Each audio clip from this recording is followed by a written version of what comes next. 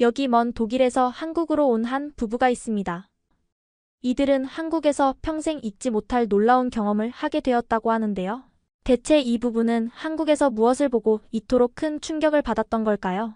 그들이 발견한 특별한 가치는 지금 이 순간에도 유럽 전역으로 퍼져나가 새로운 변화의 바람을 일으키고 있다고 합니다.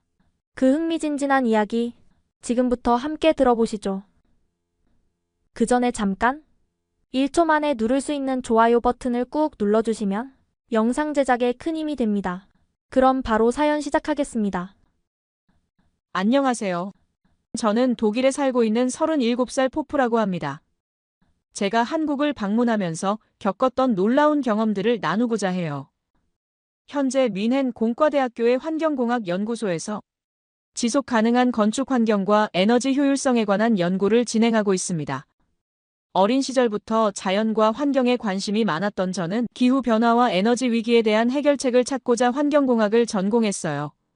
제 업무는 건물에서 발생하는 에너지 손실을 최소화하고 신재생 에너지를 효율적으로 활용하는 방안을 연구하고 있습니다. 진행하고 있는 연구는 주로 건물의 단열 시스템과 열효율성에 초점을 맞추고 있는데요. 독일의 혹독한 겨울을 효율적으로 이겨내면서도 환경에 미치는 영향을 최소화할 수 있는 방법을 찾는 것이 제 연구의 핵심입니다. 그러던 중 건축 전문 채널 GDF에서 진행하는 미래도시의 지속가능한 건축 프로그램 촬영에 자문으로 참여하게 되었고, 그곳에서 친환경 건축가 노이어를 만나게 되었어요. 노이어는 당시 독일의 신진 건축가로서 재생에너지를 활용한 건축 설계로 여러 건축상을 수상한 실력자였습니다. 그는 건물을 단순한 구조물이 아닌 살아있는 생태계의 일부로 보는 시각을 가지고 있었어요. 우리는 첫 만남에서부터 환경 보호와 지속 가능한 건축에 대한 깊은 대화를 나누었고, 서로의 비전과 가치관이 놀랍도록 일치한다는 것을 발견했습니다. 그렇게 시작된 우리의 인연은 자연스럽게 결혼으로 이어졌고, 지금은 함께 연구하며 더 나은 미래를 위한 건축을 고민하고 있어요. 서로 다른 전공 분야에서 바라보는 시각의 차이가 오히려 더 풍부한 아이디어와 해결책을 만들어내는 원동력이 되고 있습니다. 제 동생 데브리츠는 현재 한국의 BMW 코리아 기술연구소에서 전기차 배터리 시스템 개발 책임자로 일하고 있어요.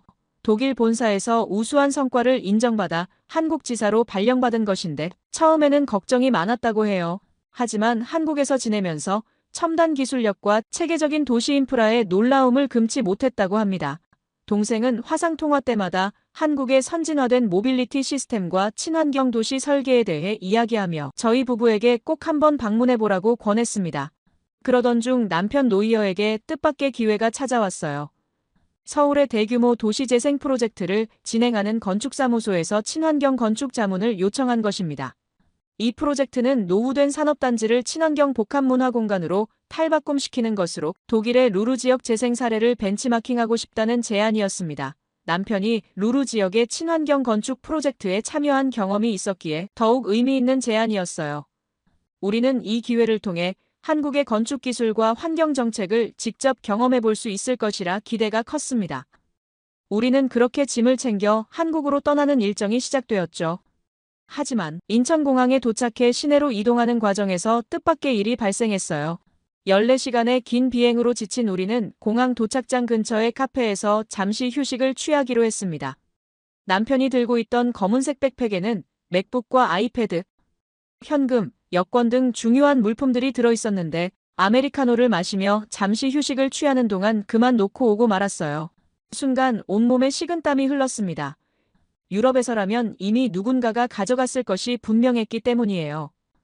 하지만 공항에서 만난 동생은 침착하게 제가 주머니에 넣어둔 카페 영수증을 확인하면서 매장에 전화를 걸어 상황을 설명했습니다. 놀랍게도 카페 직원분들이 백팩을 안전하게 보관하고 있다는 답변을 들었어요.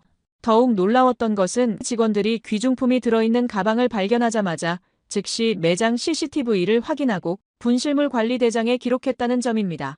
직원분들은 가방 안의 여권을 확인하고 외국인 손님의 물건임을 파악해 더욱 신경 써서 보관했다고 해요. 이런 체계적인 분실물 관리 시스템과 시민의식에 저와 남편은 깊은 감동을 받았습니다. 한국에서의 분실물 찾기 경험은 발전된 시스템을 보여주는 시작에 불과했습니다. 동생의 차를 타고 도착한 아파트 단지에서 우리를 맞이한 것은 또 다른 차원의 놀라움이었어요. 차량이 단지 입구에 다가서자 자동으로 번호판이 인식되며 차단기가 부드럽게 올라갔습니다. 독일의 아파트는 대부분 개방된 구조여서 이런 첨단 보안 시스템을 본 적이 없었어요. 놀라운 것은 보안 시스템뿐만이 아니었습니다. 넓은 단지 내에는 아이들이 즐겁게 뛰어노는 안전한 놀이터와 어르신들이 여유롭게 산책하는 산책로가 조화롭게 어우러져 있었어요. 독일에서는 대단지 아파트 하면 대부분 저소득층 주거지역이라는 인식이 강한데 이곳은 마치 작은 도시 공동체와 같았습니다. 단지 내 커뮤니티 시설도 인상적이었는데요. 수영장, 피트니스 센터, 도서관, 카페가 한 곳에 있는 것을 보고 깜짝 놀랐습니다. 독일에서는 이런 시설들을 이용하려면 차를 타고 여러 곳을 다녀야 하는데 말이에요. 갑자기 저는 작년 일본 여행의 기억이 생생하게 떠올랐어요. 당시 도쿄 공업대학과 환경설비 시스템 공동 연구를 위해 2주간 방문했을 때였습니다. 저는 독일 여성 평균보다 큰 180cm가 넘는 키를 가지고 있는데 대학에서 소개받은 도쿄의 교수 아파트에서 머무는 동안 정말 불편했던 기억이 있어요.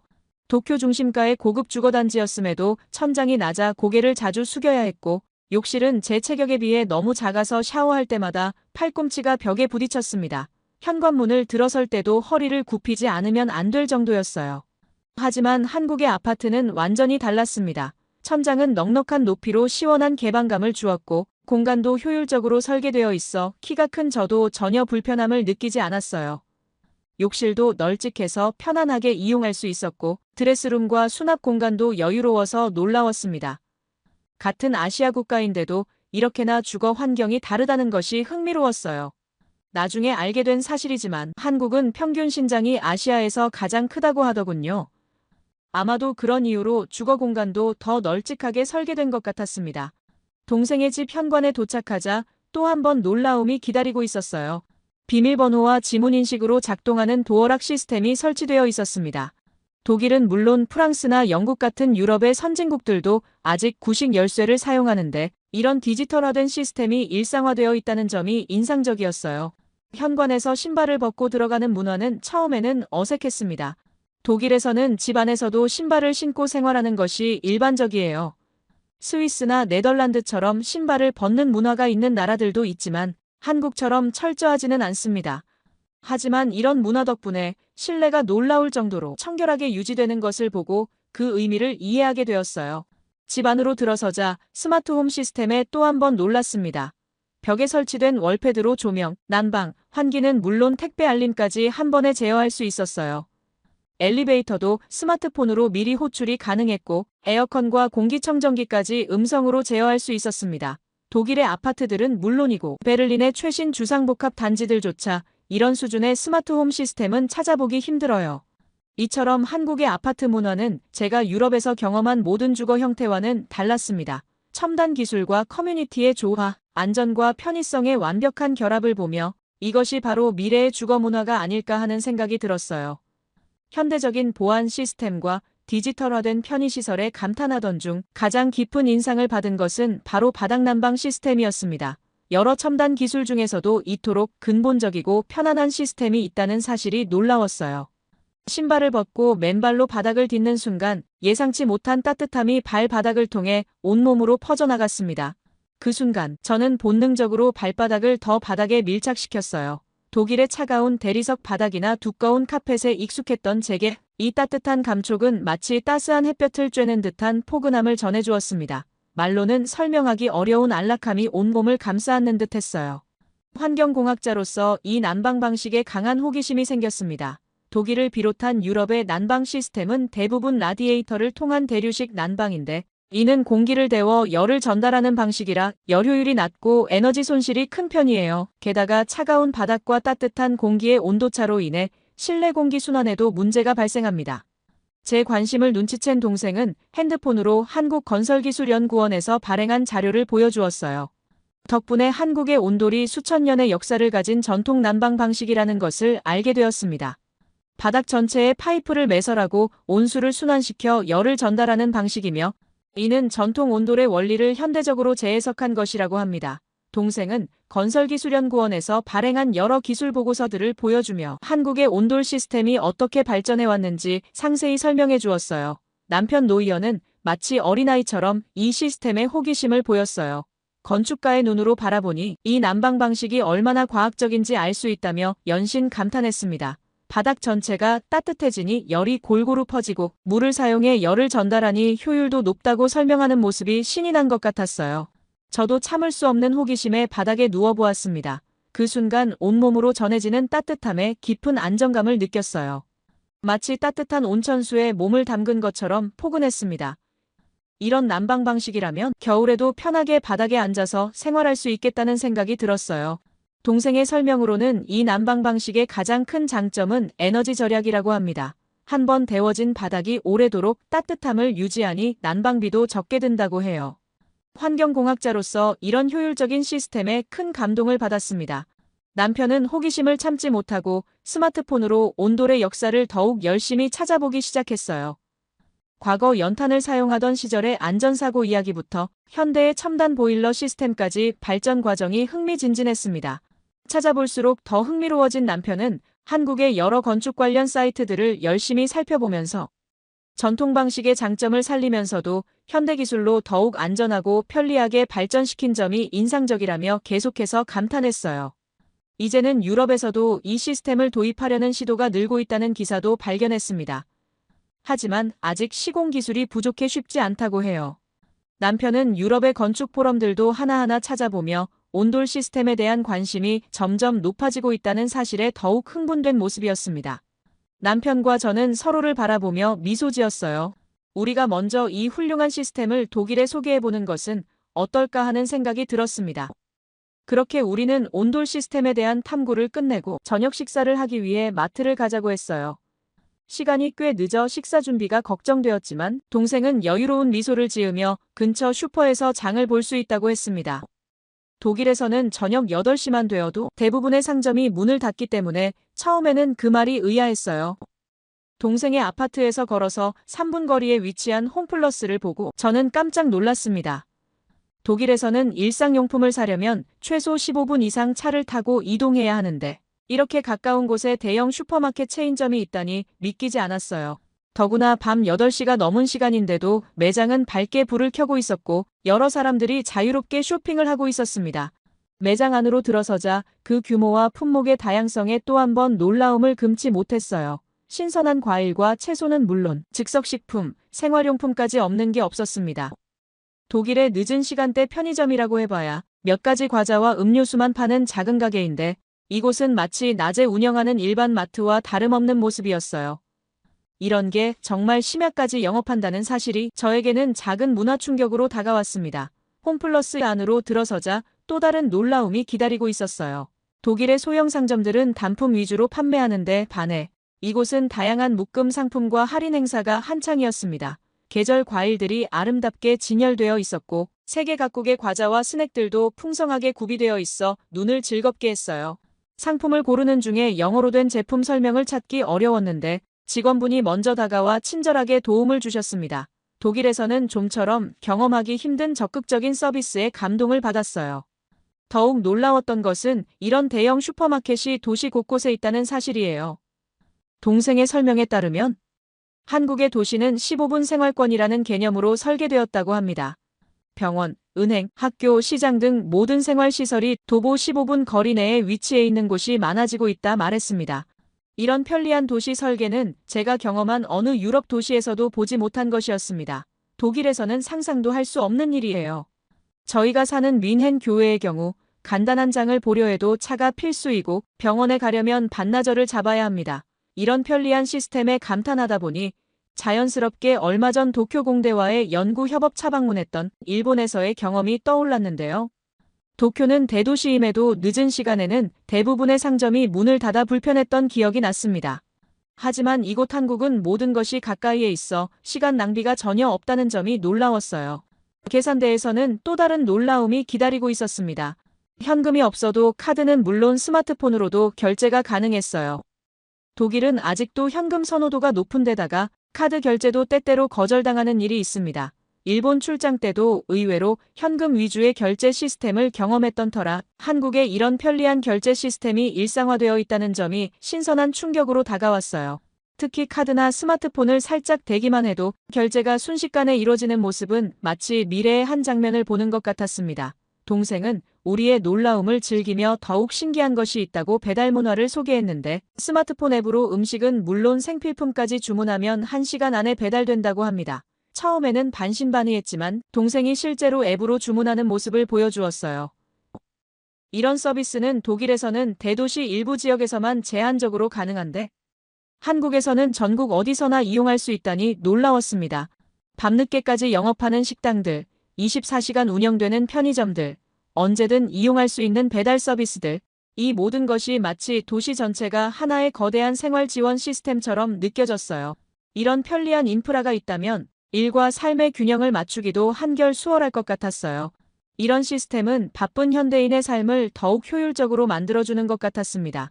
다음 날 점심, 한국의 편리한 시스템에 대한 감탄이 채 가시기도 전에 또 다른 놀라운 경험이 기다리고 있었어요. 동생은 우리를 근처의 쌈밥집으로 안내했습니다. 독일에서는 상상할 수 없는 채소의 향연이 시작되려는 참이었어요. 점심시간이라 식당은 이미 사람들로 북적였는데요. 직장인들이 삼삼오오 모여 앉아 식사를 하는 모습이 인상적이었어요. 독일에서는 점심을 간단히 해결하는 것이 일반적인데 이렇게 본격적인 식사를 하는 문화가 신기했습니다. 주문한 제육볶음 정식이 나오자마자 테이블이 온통 그릇으로 가득 찼어요. 10가지가 넘는 반찬들과 쌈채소들이 알록달록 테이블을 수놓았습니다. 주변 테이블을 보니 다들 자연스럽게 반찬을 더 달라고 요청하고 있었어요. 처음에는 눈치를 보았지만 우리도 용기를 내어 반찬을 더 요청했습니다. 독일에서는 추가 주문에 항상 추가 비용이 발생하는데 이곳은 기본 반찬은 물론 메인 요리인 제육볶음까지 무제한으로 제공된다니 놀라울 따름이었어요. 양념에 잘 버무려진 제육볶음은 처음에는 매콤했지만 채소와 함께 먹으니 그 맛이 부드럽게 중화되었어요. 신선한 채소의 아삭함과 양념된 고기의 조화로운 맛이 입안에서 어우러지는 느낌이 독특했습니다. 독일에서는 고기와 채소를 따로 먹는 것이 일반적인데 이렇게 함께 어우러져 먹는 방식이 새로웠어요. 신기했던 것은 반찬의 가짓수만이 아니었습니다. 상추, 깻잎, 청경채 등 다양한 쌈채소를 골라가며 고기를 싸먹는 방식도 흥미로웠어요. 남편은 쌈을 싸는 것이 서툴러 몇 번이나 실패했지만 그 과정조차 즐거워 보였습니다. 우리는 공깃밥이 아닌 솥밥으로 주문을 했는데요. 밥을 덜어 먹고 난 후 솥 안에 남은 밥에 뜨거운 물을 부어 숭늉을 만드는 과정이 신기했습니다.